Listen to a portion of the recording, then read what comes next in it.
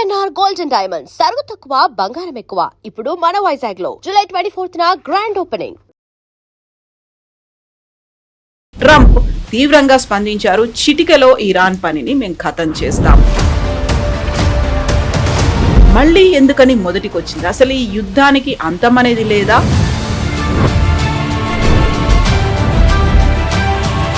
So back to square one అనేది silent గా observe చేస్తున్నాడా నెతన్యాహు? వాళ్ళిద్దరు వాళ్ళ పని వాళ్ళే చేసుకుంటారా, అయ్యేదంతా అవుతుంది అన్నట్టుగా? బేసిక్లీ మనకు చాలా క్లియర్గా తెలుసు, ఈ చర్చలు అనేది ఒక ఫ్లాప్ షో.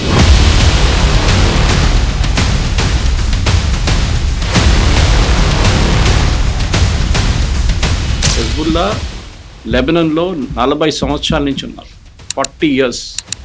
హసన్ నస్రుల్లా అని చెప్పాను చూడండి, కోమ్ నుంచి వచ్చారు. ఖొమేనీ కోమ్ నుంచి వచ్చారు. ఖమ్నే కోమ్ నుంచి వచ్చారు. Even Mojtaba studied in come.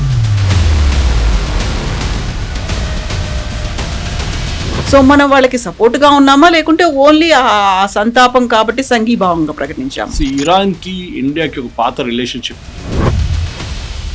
State of Hormuz open చేయగానే ప్రైసెస్ తగ్గింది, ఆయిల్ ప్రైసెస్. అది మెయిన్ ఎయిమ్ ఉండే ట్రంప్ది. అది ఆయన ఇంకా అదే బిలీవ్ చేస్తున్నారు. దట్ ఈస్ వై ఇంత ప్రొవోక్ చేసినప్పుడు కూడా Trump is not going after Iran completely.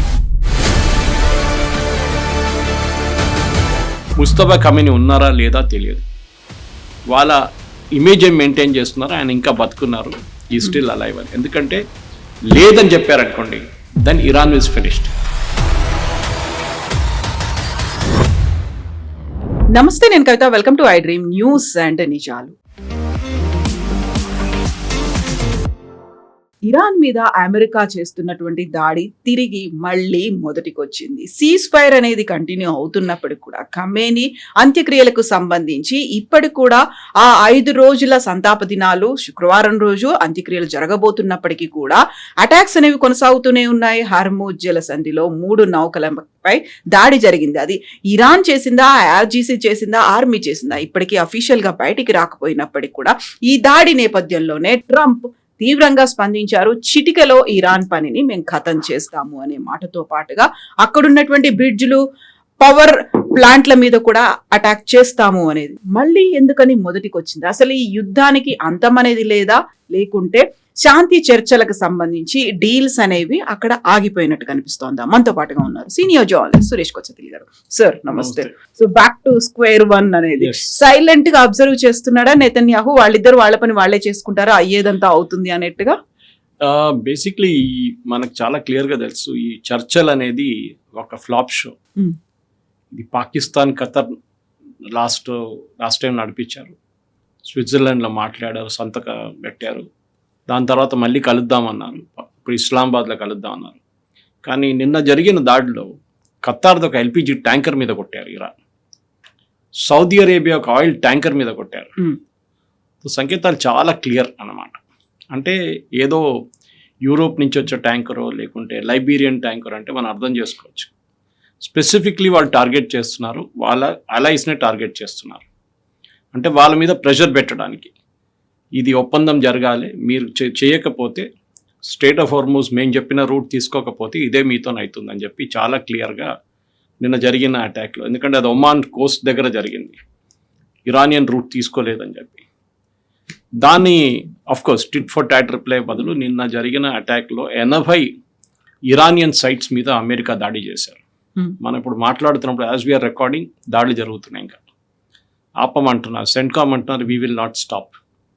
ముందు ఎట్లా జరుగుతుందంటే ఒక టిట్ ఫర్ టాట్, అంటే వాళ్ళు ఒక షిప్ మీద దాడి చేశారు, అమెరికా ఏమో అక్కడ ఉన్న కోస్టల్ ఏరియాలో ఉన్న వాళ్ళ కోస్టల్ మిసైల్ సైట్స్ కానీ రాడార్ సైట్స్ కానీ దాన్ని కొడుతుండే అయిపోతుంది. వాళ్ళు మళ్ళీ షిప్ మీద కొడతారు, మళ్ళీ అమెరికా వాళ్ళ మీద దాడి చేశారు. ఈసారి అది కాదు, ఈసారి 80 సైట్ల మీద దాడి చేశారు. కెషమ్ ఐలాండ్ కానీ దాని పక్కన ఉన్న మొత్తం మిసైల్ బ్యాటరీస్ మీద దాడి చేసినట్లు ఉన్నారు. మనకి ఇంకా డ్యామేజ్ తెలియదు, ఎందుకని వాళ్ళ పొద్దున సెంట్కామ్ రిలీజ్ చేసిన స్టేట్మెంట్ ఇది. డీటెయిల్స్ ఇరాన్ ఏమంటున్నారంటే మేము అమెరికన్ బేసిస్ మీద దాడి చేశామంటున్నారు. దాని డీటెయిల్స్ కూడా ఇప్పుడు మనం రికార్డ్ చేస్తున్నప్పుడు ఇంకా వస్తుంది. బహుశా మళ్ళీ బహ్రెయిన్, కువైత్, ఖతర్ మీద దాడి చేస్తుంటారు ఇరాన్ అనుకుంటాం, ఇంకా కన్ఫర్మేషన్ రాలేదు. అంటే మళ్ళీ ఇది ఏంటి, యుద్ధం మళ్ళీ అక్కడికి వెళ్తుందా అనేది. సో చాలా క్లియర్గా ఇది మనం ఎన్నోసార్లు చెప్పాం, ఈ చర్చలు అనేది ఒక show. Only to show that ఇరాన్ని కొంచెం పవర్ఫుల్గా చూపించడానికి పాకిస్తాన్ చేసిన అటెంప్ట్ అన్నమాట. దీంట్లో టర్కీ కూడా ఇనీషియలీ ఇన్వాల్వ్ ఉన్నారు. ఇప్పుడు టర్కీ పక్కన జరిగిపోయారు. ఖత్తర్ వచ్చారు. ఫస్ట్ ఒమాన్ ఉన్నారు, ఒమాన్ పక్కన జరిగిపోయారు. ఖత్తర్ వచ్చారు. ఖత్తర్ షిప్ మీద దాడి చేసిన తర్వాత ఖత్తర్ కూడా ఇప్పుడు ముందుకు రారు. దాని నడిమిట్లో చాలా క్లియర్గా ప్రైమ్ మినిస్టర్ నెటన్యాహు చెప్పారు. అండ్ ఇరాన్లో ఉన్న కొన్ని డిసిడెంట్స్ కానీ బయట ఉన్న వాళ్ళు, అది కాకుండా ఇజ్రాయెల్ డిఫెన్స్ మినిస్టర్ కూడా ఏం చెప్తున్నారంటే 2 దేశాలు చాలా పెద్ద థ్రెట్ మనకి. ఒకటి టర్కీ, ఒకటి ఇరాన్. టర్కీలోనే అండ్ ఖత్తర్, 3 దేశాలు చాలా డేంజరస్ కంట్రీస్. ఖత్తర్లోనే ముస్లిం బ్రదర్హుడ్ ఉన్నారు, హమాస్ ఉన్నారు, హూతీలు ఉన్నారు, అండ్ అఫ్ కోర్స్ మనకు తెలుసు అల్-ఖైదా. వీళ్ళన్ని బ్రాంచ్ ఆఫీస్ ఉంది, హెడ్ ఆఫీస్ అక్కడ ఉంది. వీళ్ళ మీద ఖత్తర్ని ఎప్పుడు మనం we cannot take them in to confidence. Even Turkey కూడా అంతే. టర్కీలో మెయిన్గా వాళ్ళ బ్యాకింగ్ చేస్తున్నది వాళ్ళు ముస్లిం బ్రదర్హుడ్ని. అది కాకుండా హమాస్ని ఫండింగ్ చేసేది, ఈవెన్ నెటన్యాహు గారు నేను ఒక ఇంటర్వ్యూలో చెప్పారు ఈ మాట, that it is being done by Turkey. ఇప్పుడు కానీ టర్కీలోనే అంకారాలో చర్చలు నడుస్తున్నాయి, నేటో మీటింగ్. అదేం చేస్తారు మనం చూడాల్సింది. ఎందుకంటే Turkey is the only Islamic member నేటోలో, మిడిల్ ఈస్ట్ నుంచి కూడా. అదర్వైజ్ టెక్నికలీ టర్కీ యూరోప్లో లేరు నేటోలో రావడానికి. సో టర్కీని తీసుకున్న తర్వాత ప్రెసిడెంట్ బైడెన్ టైంలో వీళ్ళ మీద శాంక్షన్స్ పెట్టారు టర్కీ మీద. ఇది 2 స్టోరీలు ఎందుకు తీసుకొస్తున్నానంటే ఒక రిలేషన్ ఉంది దీనికి, ఇరాన్కి టర్కీకి.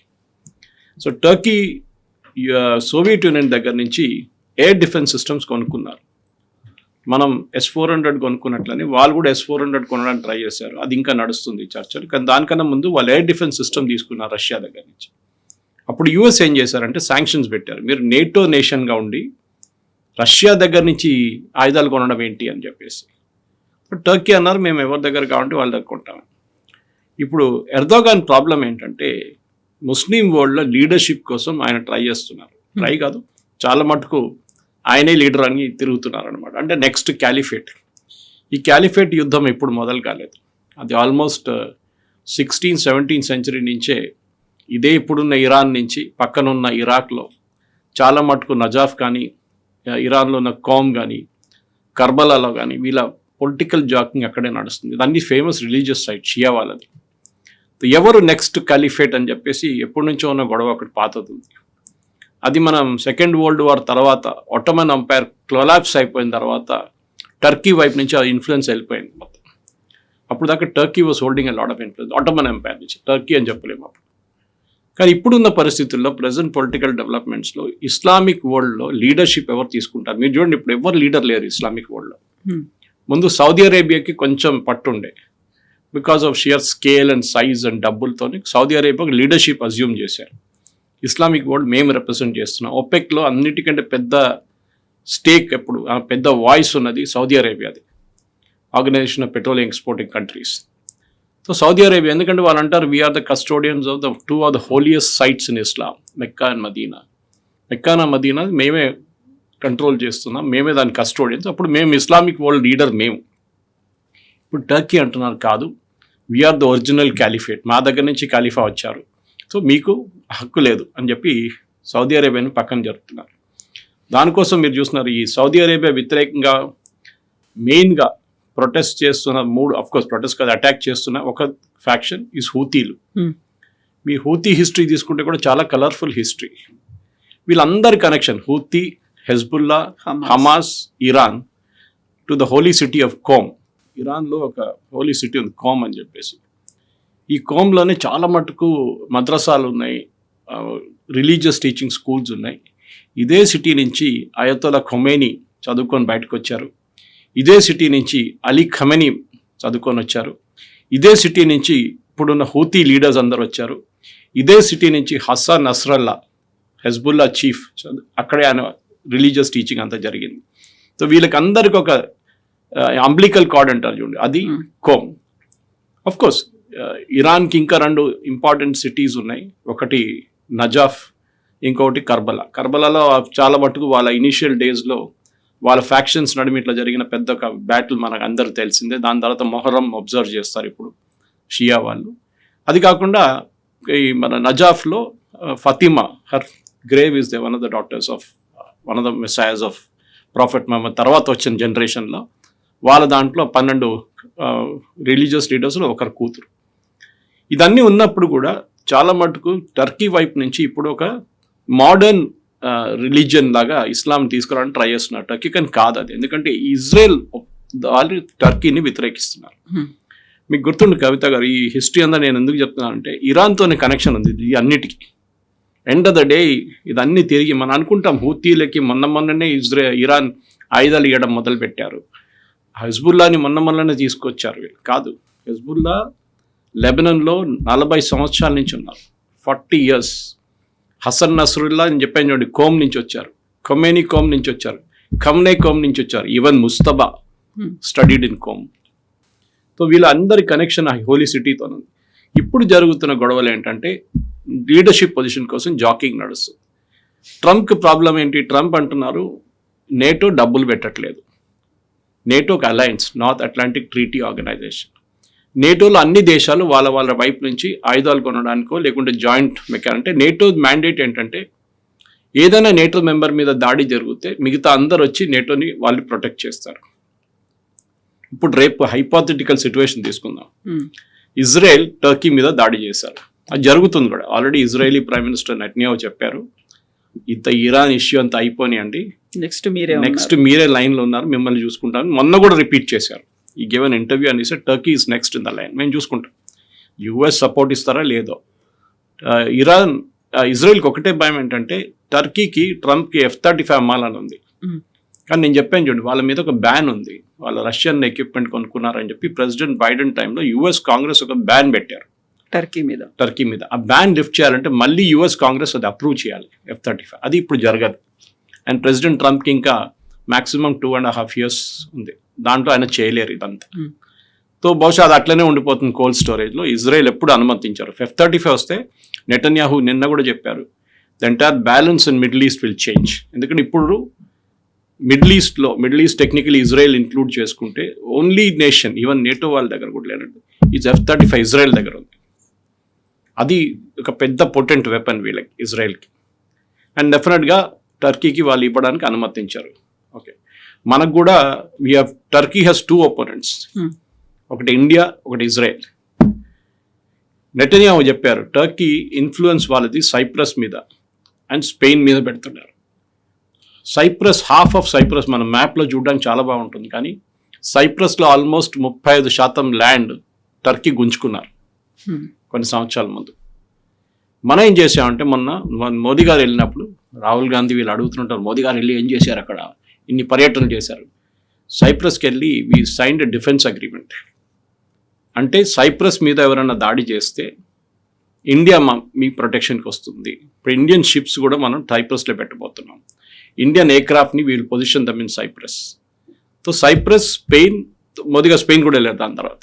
సో దీని అన్ని protection Israel and India will defend అనమాట. And Turkey is a common enemy దీనికి.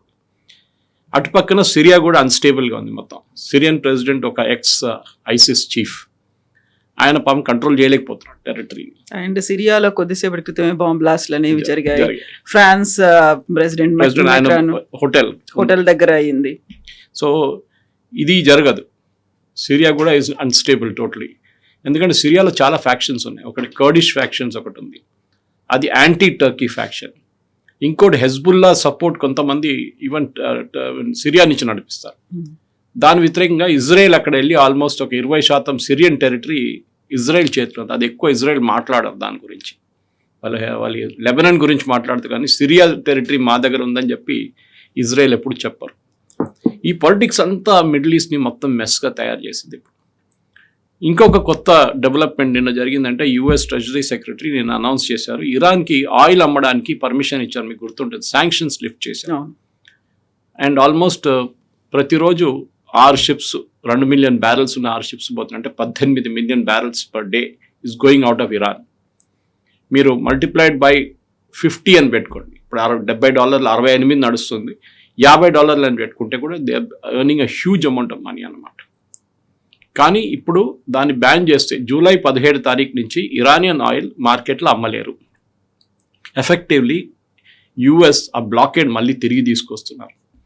అప్పుడు మీ MOU ఏమవుతుంది? ఎంఓయు సంగతి ఏంటి?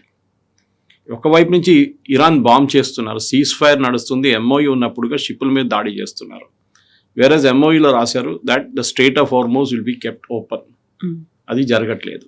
సో సీజ్ ఫైర్ పోయింది, ఎంఓయు పోయింది. మళ్ళీ మీరు ఇస్లామాబాద్లో ఏం చర్చలు నడిపిస్తారు, ఏం టెక్నికల్ టాక్స్ నడిపిస్తారు? ఇది ప్రెసిడెంట్ ట్రంప్కి చాలా క్లియర్గా తెలిసిపోయింది దట్. అండ్ బహుశా ఆయన నేటో నుంచి తిరిగి వచ్చిన తర్వాత he will go all out after Iran. అది జరగవచ్చు. ఇప్పుడు కూడా 80 సైట్లు అంటే it is not a small thing. ఇప్పుడు జరిగిన డ్యామేజ్కి ఇరాన్ మళ్ళీ దాడి చేస్తారు, ఆల్రెడీ మొదలుపెట్టారు. మళ్ళీ యుఎస్ రియాక్ట్ అవుతారు, మళ్ళీ అదే నడుస్తూనే ఉంటుంది. మళ్ళీ పవర్ ప్లాంట్ల గురించి మాట్లాడుతున్నారు ట్రంప్, బ్రిడ్జ్ల గురించి మాట్లాడుతున్నారు. సో ఈ పరిస్థితిలో ఇప్పుడున్న దాంట్లో డెఫినెట్గా ఒకవైపు టర్కీ ఇష్యూ ఉంటుంది, కానీ అది నేటో టాక్స్ కాగానే అది బ్యాక్గ్రౌండ్కి వెళ్ళిపోతుంది. కానీ అలైవ్గా ఉండబోయే ఇష్యూ మెయిన్లీ ఇప్పుడు గాజా కూడా. గాజాలో ఒక కొత్త డెవలప్మెంట్ జరిగింది కవిత గారు. గాజాలో హమాస్ వాళ్ళ రూలింగ్ ఒక కమిటీ ఉంది, అక్కడ మేనేజ్మెంట్ కమిటీ అని చెప్పొచ్చు. గాజా మేనేజ్ చేయడానికి ఒక 15-20 సంవత్సరాల ముందు కాన్స్టిట్యూట్ చేసిన ఒక టీం ఉంది, వాళ్ళ గవర్నమెంట్ అని చెప్పొచ్చు. దాన్ని నిన్న డిజాల్వ్ చేశారు. అప్పుడు గాజా ఎవరు నడిపిస్తున్నారు, ఎప్పుడు నడిపితే ఎవరు లేరు. ఇప్పుడు ఒరిజినలీ ట్రంప్ మీకు చెప్పింది గుర్తుంటుంది దట్ నేను అక్కడ వెళ్ళి ఒక పీస్ కారిడార్ లాగా చేస్తాను, అక్కడ రిసార్ట్లు కడతాను అని చెప్పారు. ఇప్పుడు ఎవరు మేనేజ్ చేస్తారు గాజా అని పెద్ద ఒక ప్రశ్నగా వచ్చింది. ఎందుకంటే గాజా నుంచి హమాస్ బయటకు వెళ్ళరు, వాళ్ళకి తెలుసు వాళ్ళు బయటికి వెళ్ళారు ఇజ్రాయెల్ కొడతారు వాళ్ళు. ఈవెన్ విత్ ఇన్ గాజా కొడతారు ఇజ్రాయెల్. ఇప్పుడు నిన్న కూడా వాళ్ళ 2 కమాండర్స్ని చంపారు ఇజ్రాయెల్. తో ఆ పరిస్థితికి ఇప్పుడు ఉన్నప్పుడు వై డిడ్ దే సడన్లీ ఎందుకు డిజాల్వ్ చేశారని ఒక ప్రశ్న వస్తుంది. దానికి ఇరాన్ ఇస్ ఆన్సర్. ఇరాన్ నుంచి ఇప్పుడు హమాస్కి ఆయుధాలు రావట్లేదు. హమాస్ చాలా వీక్ పొజిషన్లో ఉన్నారు. ఈవెన్ హెజ్బుల్లా కూడా. హెజ్బుల్లా ఎందుకంటే అక్కడ లెబనాన్ అండ్ ఇజ్రాయెల్ నడిమిట్లో ఒప్పందం జరిగింది మొన్న. దాంట్లో హెజ్బుల్లాని డిసామ్ చేయాలని చెప్పారు. అది ఎవరు చేయలేరు అన్లెస్ యునైటెడ్ నేషన్స్ ఒక ఫోర్స్ని పంపించేస్తే కూడా. అది కూడా చాలా పెద్ద బ్లడ్ షెడ్ జరుగుతుంది, చాలామంది చనిపోతారు దాంట్లో. ఇక్కడ Gaza is also an issue. The entire west Asia పొయ్యి మీద పెట్టినట్టు పాల్లాగా అయిపోయింది. It's continuously boiling.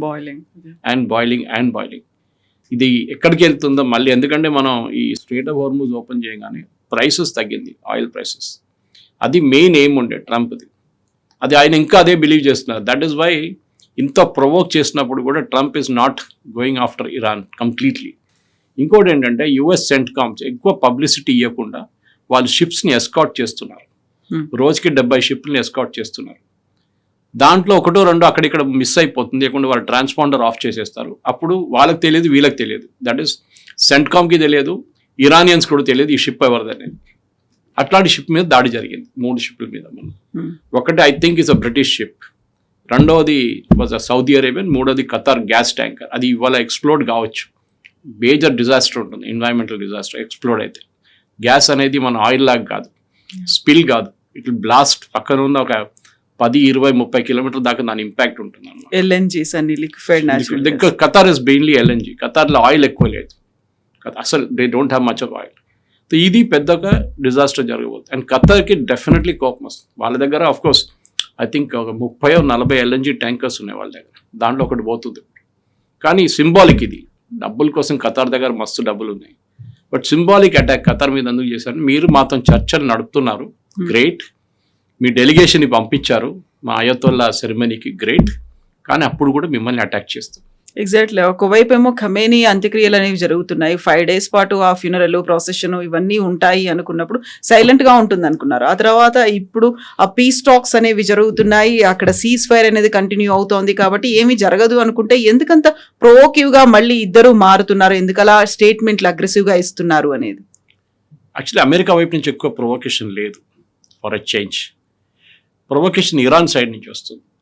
గుర్తుంటుంది మీకు, మనం మాట్లాడినప్పుడు మనం ఒకసారి వాట్ హ్యాపెన్స్ ఆఫ్టర్ ఫ్యూనరల్ అని అడిగాం మనం. This is the answer for it. ఇంకా అగ్రెసివ్గా వెళ్తారు? ఎస్, దాంట్లో డౌట్ లేదు. ఎందుకంటే ఇప్పుడు ఇరాన్లో ఉన్నది కంట్రోల్ చేస్తున్నది కంప్లీట్లీ ఐఆర్జీసీ. ఇప్పుడు ఈ జరిగిన ఫ్యూనరల్ సెరమనీ కూడా మొత్తం ఒక షోగా నడిపిస్తుంది ఐఆర్జీసీ.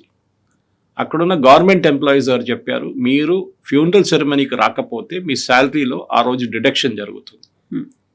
Iran population 90 million. ఈ ప్రొసెషన్కి మొన్న వచ్చిన వాళ్ళు సంఖ్య అంత మ్యాక్సిమం పెట్టుకుంటే 1 మిలియన్, అంటే హార్డ్లీ 1%. అయతోలా ఖొమేనీ ఫ్యూనరల్కి 5 మిలియన్ వచ్చారు. ఖొమేనీ 1989లో చనిపోయినప్పుడు. అది పెద్దదా, ఇది పెద్దదా? దీన్ని ఐఆర్జీసీ ఒక షోగా చేసుకొని ఎందుకు 4th of July డేట్ పెట్టారు కవిత గారు? 4th of Julyకి ఎందుకు మొదలు పెట్టారు ఈ ఫ్యూనరల్ ప్రొసెషన్? ఎప్పుడైనా చేయొచ్చు కదా, దాని ముందో దాని తర్వాత. సో అమెరికా ఇండిపెండెన్స్ డే అనేది ఉంది కాబట్టి అక్కడ అమెరికా సెలబ్రేట్ చేసుకుంటే ఇక్కడ చూడండి మా పవర్ చూడండి, మేము 1 మిలియన్ పీపుల్ని రోడ్ మీద తీసుకొచ్చాము. అండ్ అదే టైంలో వీళ్ళ డెత్ టు అమెరికా అనేటువంటి నినాదాలు. Yes, death to America, death to Israel అనే పాత పాట వాళ్ళది, దాంట్లో కొత్తదేం లేదు. ఇరానియన్ రెజీమ్ ఇదే ఉంటారు. 46 సంవత్సరాల నుంచి వాళ్ళు ఆడుతున్న గేమ్ ఇదే గేమ్, ఇది ఎప్పుడు మారదు. ఇంగ్లీష్లో అంటారు leopard will never change it's spots. మీరు ఎంత పెయింట్ కొట్టినా కానీ ఎంత చేసినా కానీ లెపర్డ్ లాగానే ఉంటుంది. ఇరాన్ కూడా అంతే. ఇరాన్లో మోడరేట్ ఇరాన్ అనేది లేదు. ఒక టైంలో ఉండే, అహ్మదీనెజాద్ ప్రెసిడెంట్ ఉన్నప్పుడు ఆయన అప్పుడు హౌస్ అరెస్ట్ చేసి పడేశారు. అట్లాంటి మోడరేట్స్ ఉన్నప్పుడు ఇస్లామిక్ రిపబ్లిక్ ఆఫ్ ఇరాన్ అనే ఒక పెద్ద తప్పు. ఇస్లామిక్ ఎస్, రిపబ్లిక్ కాదు. They are not a republic. Republic అంటే ఏంటి? అక్కడ open fair and free and fair elections ఉంటుంది, వాళ్ళ నడిమిట్లో సెలెక్షన్ ఉంటుంది. ఇదేంటి? వాళ్ళ ప్రెసిడెంట్ కాబోతున్న మనిషిని సెలెక్ట్ చేస్తున్నది ఎవరు? Guardian council. గార్డియన్ కౌన్సిల్ 6 మందిని ఎవరు అపాయింట్ చేస్తారు? Supreme leader. మిగతా 6 మందిని సెలెక్షన్గా వస్తారు, వాళ్ళు కూడా ఇండైరెక్ట్ ఇన్ఫ్లుయెన్స్ ఉంటుంది ఈయనది. సో ప్రెసిడెంట్ క్యాండిడేట్కి 2-3 నిలబడితే దాన్ని న్యాచురల్లీ వాళ్ళే గెలుస్తారు. వాళ్ళు నడిపెట్టి ఇది సౌత్ కొరియా, మన చైనీస్ ఎలక్షన్ లాగా అయిపోతుంది, లేకుంటే నార్త్ కొరియా లాగా. ఇన్ఫ్యాక్ట్ ఇరాన్ని ఇప్పుడు అమెరికన్ అనలిస్ట్ ఏం చెప్తున్నారంటే వీళ్ళకి నార్త్ కొరియా లాగా మారిపోతున్నారు. మాకు ఎవరి సహాయం అక్కర్లేదు, మేము మా కోసం ఉంటాం, మేము మా పని మేము చూసుకుంటాం, మిమ్మల్ని ఎవరిని మేము హెల్ప్ అడగడం, సహాయం అడగం. నార్త్ కొరియా చూడండి, అది మ్యాక్సిమం చైనా దగ్గర కొంచెం రిలేషన్షిప్ ఉంది వాళ్ళకి, రష్యా దగ్గర ఇండైరెక్ట్ ఒక రిలేషన్షిప్, ఎవరి దగ్గరికి రారు వాళ్ళు. అక్కడ ఫ్యామిన్ ఉంది, తినడానికి తిండి లేదు, అన్నీ తెలుసు అక్కడ, కానీ they will still manage, somehow they will manage. అది ఇరాన్ స్ట్రాటజీ. ఇప్పుడు 2 స్ట్రాటజీలు ఉండే ఇరాన్ దగ్గర. ఖమేనీ చనిపోయినప్పుడు ఈ 40 రోజుల ముందు, that is 1, open up totally. Okay, ఇప్పుడు మన దేశాలు చూస్తే 3 దేశాల లోకంలో are ruled by the army but డెమోక్రటిక్గా నడుస్తుంది. ఒకటి ఈజిప్ట్, ఇంకోటి పాకిస్తాన్, అండ్ ఇరాన్ వాళ్ళలాగా తయారు చేయడానికి ట్రై చేస్తున్నారు. ఐఆర్జీసీ అనేది ఒక యూనిట్ని తీసుకొచ్చింది అయతోలా ఖొమేనీ 1980లో. 79లో అని తిరిగి వచ్చిన తర్వాత 80లో హీ సెటప్ దిస్ యూనిట్. అప్పుడు ఇంకో పేరు ఉండే దానికి, ఎందుకంటే ఈ రెగ్యులర్ ఇరానియన్ ఆర్మీకి ఆయన డౌట్ ఉండే, వీళ్ళు షా ఆఫ్ ఇరాన్ వాళ్ళు, వీళ్ళు ఎప్పుడో ఒక రోజు నన్ను లేపేస్తారు ఇక్కడి నుంచి అని. ఇన్ఫ్యాక్ట్ ఖమేనీ మీకు గుర్తుంటుంది, ఖమేనీ ద్వారా చనిపోయిన తర్వాత ఖమేనీ 1981లో అక్కడ ఉన్న ఒక కమ్యూనిస్ట్ గ్రూప్ ఒకటి ఉండే ఇరాన్లో, అది సోవియట్ యూనియన్తో అఫిలియేటెడ్ ఉండేవాళ్ళు. వాళ్ళకి వీళ్ళెవరు నచ్చారు, రిలీజియస్ లీడర్స్ని. సో ఈ ఖమేనీ ఫస్ట్ స్పీచ్ చేయడంలో ఆయన ఒక మాస్క్లో తెహరాన్లో మాట్లాడుతున్నప్పుడు ఆయన ముందు ఒక టేప్ రికార్డర్ పెట్టారు. బహుశా నేను చెప్పాను, ఆ వీడియో ఎప్పుడు కూడా యూట్యూబ్లో మీకు కనిపిస్తుంది. And he was badly injured. In fact so bad అంటమాట, ఆయన రైట్ హ్యాండ్ ఇప్పుడు కూడా ఆయన చనిపోయేదాకా పనిచేయట్లేదు. Is right hand never work. ఆయన ఎప్పుడు మీరు చూసుంటారు, ఆయన ఏ వీడియోని చూడండి, 36 సంవత్సరాలు పరిపాలించారు, కానీ నడుస్తున్నప్పుడు రైట్ హ్యాండ్ ఇట్లా పెట్టుకుంటారు. ఆయన వోకల్ కార్డ్స్ పనిచేయదు, ఎక్కువ సాఫ్ట్గా మాట్లాడతారు. ఈ అటెంప్ట్ ఎవరు చేశారు? కమ్యూనిస్ట్ వాళ్ళు చేశారు. అక్కడ ఆ టైంలో పెద్ద కమ్యూనిస్ట్ ఇన్ఫ్లుయెన్స్ ఉండే ఇరాన్లో. షా ఆఫ్ ఇరాన్ని గద్దె దింపడానికి ఇరానియన్ రిలీజియస్ లీడర్షిప్ ఒకరే కాదు, ఈవెన్ కమ్యూనిస్ట్ వాళ్ళు కూడా ట్రై చేశారు. ఇది వీళ్ళ వైపు నుంచి జరిగిన అటెంప్ట్. సో ఇదన్నీ కలుపుకుంటే ఆఫ్టర్ ఖమేనీ హూ అని చెప్పి ఒక ప్రశ్న వచ్చింది. ముస్తఫా ఖమేనీ ఉన్నారా లేదా తెలియదు, వాళ్ళ ఇమేజ్ ఏం మెయింటైన్ చేస్తున్నారు, ఆయన ఇంకా బతుకున్నారు, ఈ స్టిల్ అలైవ్ అని. ఎందుకంటే లేదని చెప్పారనుకోండి, then Iran is finished. Next day ఇరాన్లో రైట్స్ బ్రేక్ అవుతుంది, ఇరాన్లో అక్కడ ఒక సివిల్ వార్ జరగబోతుంది. ఇక్కడ ఇప్పుడు ఈ ఫ్యూనరల్ని ఈ ఐఆర్జీసీ వాళ్ళు ఒక షోగా వాడుకొని మాకు సపోర్ట్ ఉంది చూడండి. ట్రంప్ కూడా చెప్పారు కదా, గుర్తుంది మీకు, ఐఎమ్ సర్ప్రైజ్డ్, ఇంతమంది నేను అనుకున్న వ్యతిరేకత ఉంది ఈయన విత్. నేను ఎవరో ఎక్స్ప్లెయిన్ చేశారంట ఆయనకి, అది 2 లక్షలు 3 లక్షల మంది వచ్చారు అంతే. Iran population is 90 million. కొంచెం సాటిస్ఫై అయ్యారా? Then he became correct then possibly this is event management అని చెప్పారంటే. కాకపోతే అన్ని కంట్రీస్ నుంచి వెళ్ళారు, ఇంక్లూడింగ్ భారతదేశం నుంచి కూడా వెళ్ళారు. ఇక్కడ నుంచి షియాలు వెళ్ళారు, సర్వమత ప్రార్థనలు అయ్యాయి, కొంతమంది పార్టీల రిప్రజెంటేటివ్స్ వెళ్ళారు. వెస్ట్ బెంగాల్ గవర్నర్ దగ్గర నుంచి వెళ్ళిన తర్వాత సో మనం వాళ్ళకి సపోర్ట్ గా ఉన్నామా లేకుంటే ఓన్లీ ఆ సంతాపం కాబట్టి సంఘీభావంగా ప్రకటించాము? ఇరాన్ కి ఇండియాకి ఒక పాత రిలేషన్షిప్ ఉంది అక్కడ. ఇన్ఫాక్ట్ యునైటెడ్ నేషన్స్లో 198 దేశాలు ఉన్నాయి, క్లోజ్ టు 200. దాంట్లో 50 దేశాలు వచ్చారు ఫ్యూనరల్కి. అమెరికా కొంతమందిని అడ్డుకున్నారు, దే ఓపెన్లీ థ్రెటెండ్. అఫ్కోర్స్ యూరోప్ని పిలవలేదు అనుకోండి, యూరోపియన్ నేషన్స్ ఎవరిని పిలవలేదు. అఫ్కోర్స్ అమెరికన్ పిలవరు, ఎవరు ఆరు కూడా పిలిస్తే కూడా 50 దేశాలు వచ్చారు. So 1/4 of the global humanity వచ్చారు, పెద్ద సంఖ్య ఏం కాదు అది.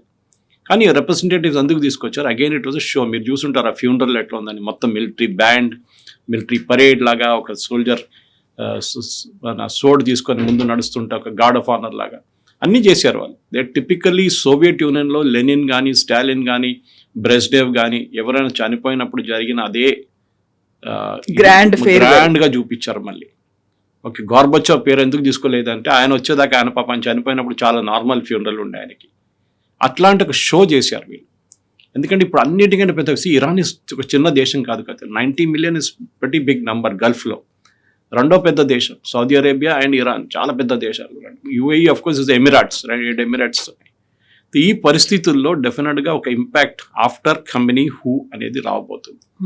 అది ఈవెన్ అమెరికాకు కూడా ఒక ఏం చెప్తారు, ఒక బిగ్ ఫ్యాక్టర్ వరీ అంటారు ఇంగ్లీష్లో. ఎవరు వస్తారు? ఐఆర్జీసీని కొట్టాల్సిందే, దాంట్లో డౌట్ లేదు. So IRGC leader, IRGC chief మన ఫ్యూనరల్ కనిపించాడు. డెఫినెట్గా ఇజ్రాయెల్ ఆయన్ని మార్కేసేసి ఉంటారు, తీసివేస్తారు, డెఫినెట్గా లేపేస్తారు నెక్స్ట్ ఫ్యూ డేస్. సో ఐఆర్జీసీని క్లీనప్ చేస్తేనే ఇరాన్ క్లీన్ అవుతుంది అని చాలా క్లియర్ సిగ్నల్స్ పంపిస్తున్నారు. ఈ దాడులు చేపిస్తే ఆలోచించండి, ఇంత సీరియస్గా ఫ్యూనరల్ నడుస్తున్నప్పుడు ఎందుకు ఈ షిప్ల మీద దాడి చేయడం? అండ్ ట్రంప్ కూడా ఒక మాట అన్నారు, మాకు తెలుసు ఎవరెవరు అటెండ్ అయ్యారో, అరాక్షి దగ్గర నుంచి ప్రతి ఒక్కరూ అక్కడే ఉన్నారు, కావాలనుకుంటే అక్కడ ఉన్నటువంటి ప్రజల్ని, టాప్ లీడర్లని లేపేయచ్చు, బట్ మేము లేపేయట్లేదు, ఎందుకంటే ఫర్దర్గా మాకు చర్చల కోసం వాళ్లే అవసరం ఉంటారు కదా అని. ఇంత ప్రొవోకేటివ్గా మాట్లాడాల్సినటువంటి అవసరం ఏముంది అని? ఇంటర్నేషనల్ లెవెల్లో కవిత గారు, ప్రొవోకేషన్ అనేది ఇప్పుడు ఒక డిప్లొమాటిక్ వెపన్గా వాడుకుంటున్నారు. దానికి ఖర్చేం లేదు, ఒక స్టేట్మెంట్ ఇవ్వడంలో ఖర్చేం లేదు. ఇస్తారు, అందరూ ఈ స్టేట్మెంట్ ఇస్తారు. చైనీస్ లీడర్షిప్ ఇస్తారు, పాకిస్తాన్ లీడర్షిప్ మన వైపు చేతులు కోసేస్తాము, ఇండస్ వాటర్ ట్రీటీ చేస్తారా? చేయరు. It's only a matter of speech అంటారు ఇంగ్లీష్లో. అది వీళ్ళది కూడా అంతే. ట్రంప్ మీరు చూడండి, ప్రతిరోజు పొద్దు నుంచి సాయంత్రం దాకా ఆయన ట్వీట్లు చేస్తూనే ఉంటాడు. ఓన్లీ లాస్ట్ ఒక 2 వారాల నుంచి చేయట్లేదు. బహుశా వాళ్ళ అడ్వైజర్స్ చెప్పుంటారు, సార్ ప్లీజ్ కొంచెం ఆపండి, ఇది చాలా మీరు ఇంత ట్వీట్ చేసినప్పుడు ఎవరు సీరియస్గా తీసుకుంటలేరు మిమ్మల్ని, you do it once or twice a day అంతే.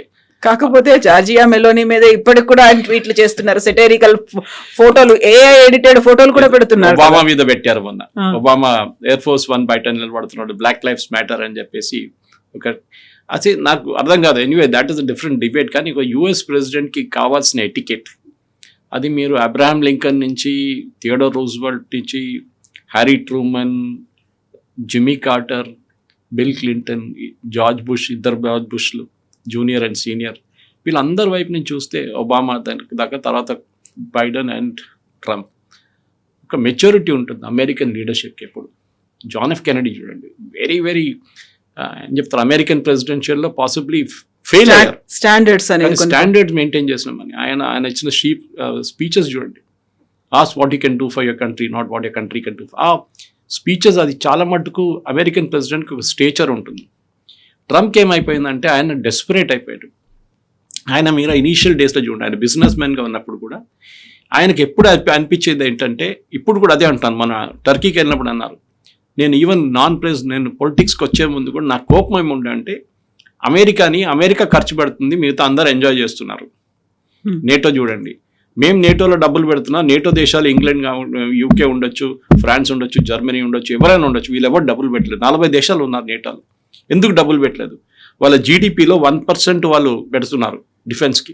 5% పెంచకపోతే నేను 10 పైసలు ఇవ్వను.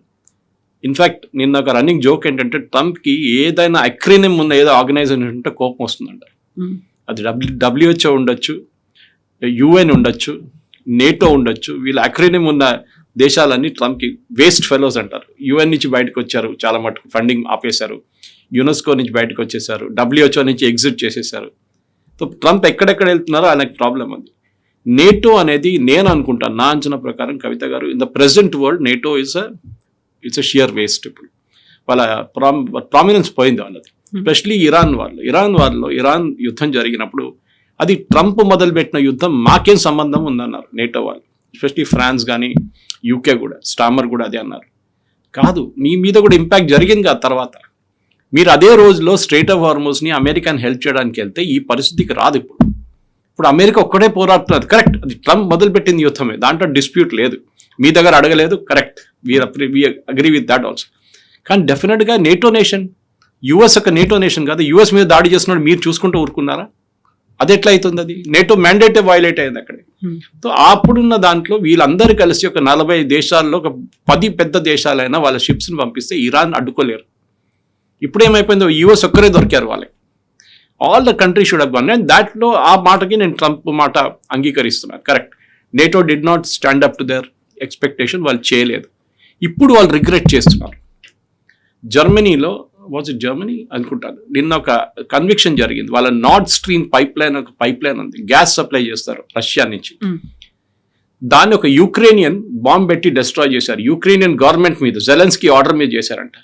ఆయనే మొన్న జైల్లో వేసి ఛార్జ్ షీట్, వాళ్ళ వైపు ఉన్న ఛార్జ్ షీట్, మనది కాదు, వాళ్ళ వైపు ఇంకో లాంగ్వేజ్ ఉంటుంది, ఈ వాజ్ కన్విక్టెడ్, బాంబ్ చేశారని చెప్పి. ఇప్పుడు మీరు చెప్పండి, జెలెన్స్కీ మీద మీరు యాక్షన్ తీసుకుంటారా? తీసుకోలేరు. ఎందుకంటే ఇప్పుడు మెయిన్ చర్చలు నడుస్తుంది అంకారాలో, జెలెన్స్కీకి ఆయుధాలు ఎట్లా ఇవ్వాలి. లాస్ట్ 2 రోజుల నుంచి జెలెన్స్కీ మీద వర్షంలాగా పడుతుంది డ్రోన్లు. ఎందుకు? వాళ్ళ ఎయిర్ డిఫెన్స్ సిస్టమ్ మొత్తం పోయింది యుక్రెయిన్ది. వాళ్ళ దగ్గర ఉన్న పేట్రియట్ మిసైల్స్ అయిపోయినాయి. యుఎస్ సప్లై చేసిన Patriot missiles through Europe, payment యూరోప్కి చేశారు యుక్రెయిన్, అమెరికా ఆయుధాలు ఇచ్చారు. కానీ అమెరికా దగ్గర ఇప్పుడు పేట్రియట్ మిసైల్స్ లేదు ఈ ఇరాన్ యుద్ధం తర్వాత. వాళ్ళ దగ్గర షార్టేజ్ ఉంది. సో వాళ్ళు ఏమంటారు, మేమేమి ఇవ్వలేము, మీరు మీ పని మీరు చూసుకోండి అని చెప్పేసి. సో లాస్ట్ 2-3 డేస్ నుంచి యుక్రెయిన్ మీద చాలా పెద్ద అటాక్ జరుగుతుంది రష్యాది, వాళ్ళకి తెలిసిపోయింది. In fact ironically Trump, Putin and Zelensky మొన్న మాట్లాడారు, 1 అవర్ ఈచ్ మాట్లాడారంట ఫోన్లో. ఏం చర్చలు నడిపించారో ఎవరికి తెలియదు. ట్రంప్ ఏమో నేను ఆ యుద్ధం ఆపడానికి వెళ్తున్నానంటే, మా అడిగారు ఈ యుద్ధం ఏమైంది అని అడుగుతున్నారు. ఈ ఇరాన్ యుద్ధం మీరు ఆపలేదు, మీరు ఇంకా కూడా నడుస్తున్న యుద్ధం ఆపడానికి వెళ్తున్నారు. అది 4 years నుంచి కంటిన్యూ అవుతుంది. They will not listen. Putin పట్టించుకోరు, పుటిన్కి ఏం కాదు. 1,00,000 మంది, 4 లక్షల మంది ఇటు, 4 లక్షల మంది అటు చనిపోయారు. But they are not bothered. Zelensky problem ఉంది. అండ్ యూరోప్ ఏమో ఆయనకు సహాయం చేస్తున్నారు. ట్రంప్ అంటున్నారు, మీరు మీ బడ్జెట్ పెంచండి, ముందు మీరు యుక్రెయిన్ ఏం హెల్ప్ చేయబోతున్నారు, మీరు ఆయుధాలు పెట్టండి, మీరు ఆయుధాలు కొనండి. అండ్ నిన్న ఒక మేజర్ డిసిషన్లో యూరోప్లో, was it UK or France, వీళ్ళు అవాక్స్ ఎయిర్బోర్న్ సిస్టమ్స్ ఉంటుంది నేటోది. ఎప్పుడు అమెరికన్ అవాక్స్ తీసుకుంటారు ఎయిర్క్రాఫ్ట్, వీళ్ళు ఎయిర్బోర్న్ వార్నింగ్ సిస్టమ్, అంటే it's like a radar in the sky. దాన్ని ఇప్పుడు యూరోప్ నుంచి తీసుకుంటున్నారు, యూరోపియన్ కంపెనీ తయారు చేసేది. అది పెద్ద ప్రాబ్లం కాబోతుంది నెక్స్ట్ 1 వీక్లో. చూడండి, ఈ నేటో టాక్స్లో కూడా అది టాపిక్ రావచ్చు, కానీ ఇంకా అగ్రిమెంట్ సైన్ చేయలేదు. ప్రెసిడెంట్ ట్రంప్కి ఏంటంటే అమెరికన్ ఆయుధాలు అమెరికన్ కంపెనీ దగ్గర నుంచే మీరు కొనాలి, అప్పుడు అక్కడ ఉద్యోగ అవకాశాలు ఉంటాయి, ఎంప్లాయ్మెంట్ జరుగుతుంది అంతా యూఎస్లో. మీరు తీసుకోకపోతే రేథోన్ కానీ, మెక్డొనాల్డ్ డగ్లస్ కానీ, బోయింగ్ కానీ, వీళ్ళకి ఏమొస్తుంది బిజినెస్? మీరు మా దగ్గర నుంచే కొనాలి ఆయుధాలు. దానికోసం టర్కీకి F-35 ప్రపోజ్ చేస్తున్నారు. సో మోస్ట్ ప్రాబబ్లీ ఇప్పుడు ఫ్రైడే ఫ్యూనరల్ కంప్లీట్ అయిపోయిన తర్వాత సాటర్డే నుంచి ఇరాన్ కూడా చాలా అగ్రెసివ్ గానే ముందు డెఫినెట్గా జరగబోతుంది, దాంట్లో డౌట్ లేదు. నాకు డౌట్ ఈవెన్ ఉంది, సోకాల్డ్ ఇస్లామాబాద్ టాక్స్ జరుగుతుందా లేదా అనేది. టెక్నికల్ టాక్స్ అంటున్నారు, కానీ ఈ పొజిషన్లో ట్రంప్కి ఒక డిసిషన్ తీసుకోవాల్సి వస్తుంది. ఇది ఎన్ని రోజులు ఇట్లనే చేసుకుంటూ వెళ్తారు మీరు అని. డెఫినెట్గా ఇరాన్ వాళ్ళు ఎక్కడున్నారో 20 సంవత్సరాలు 30 సంవత్సరాల ముందు అదే పొజిషన్లో ఇప్పుడు కూడా ఉన్నారు, ఏం మారలేదు. ఎవరైనా వాళ్ళు మారుతున్నారు అనుకుంటే వాళ్ళు చేసే పెద్ద తప్పు. అది పాసిబ్లీ యూరోపియన్ నేషన్స్ అర్థం చేసుకున్నారు, ట్రంప్ ఇంకా అర్థం చేసుకోలేదు. Yes, sir. Thank you so much, sir.